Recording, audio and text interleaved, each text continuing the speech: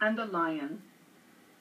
In Rome there was once a poor slave whose name was Androcles. His master was a cruel man, and so unkind that at last Androcles ran away.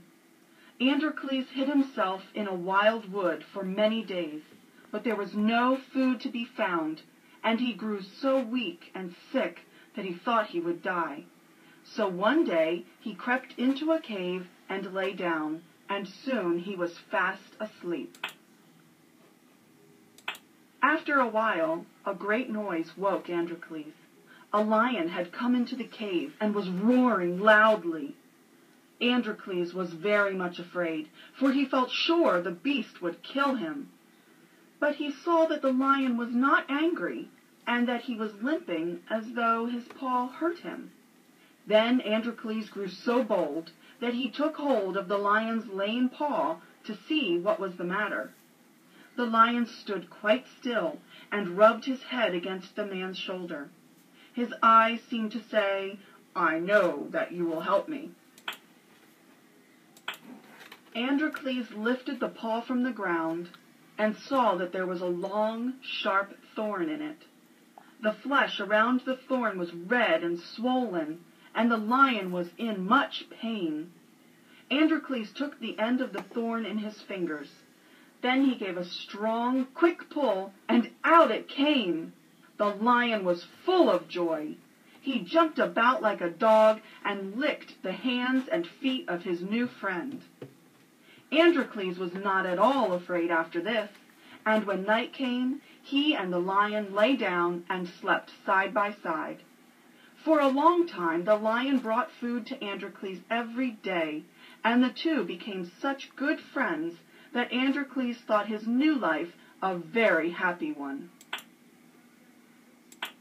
But one day 2 soldiers came riding through the woods and saw Androcles sitting by the cave.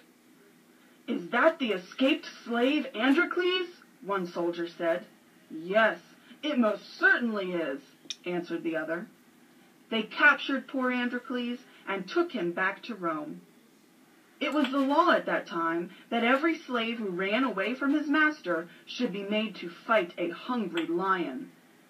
So a fierce lion was captured and shut up for a while without food, and a time was set for the fight. When the day came, thousands of people crowded into the Colosseum. A door opened, and poor Androcles was brought into the amphitheater. He was almost dead with fear, for he could already hear the roars of the lion. He looked up and saw that there was no pity in the thousands of faces that were watching him. Then the hungry lion rushed in. With a single bound he reached the poor slave. Androcles gave a great cry, not of fear, but of gladness. It was his old friend, the lion of the cave. The people, who had expected to see the man killed by the lion, were filled with wonder. They saw Androcles put his arms around the lion's neck. They saw the lion lie down at his feet and lick them lovingly. They saw the great beast rub his head against the slave's face as though he wanted to be petted. The people could not understand what it all meant. They asked Androcles to explain how this could be. He stood before them, and with his arm around the lion's neck, told how he and the beast had lived together in the cave. "I am a man," he said, "but no man has ever befriended me. This poor lion alone has been kind to me, and we love each other as brothers." The people took pity on the poor slave now. "Live and be free," they cried. "Live and be free."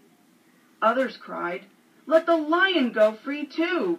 Give both of them their liberty."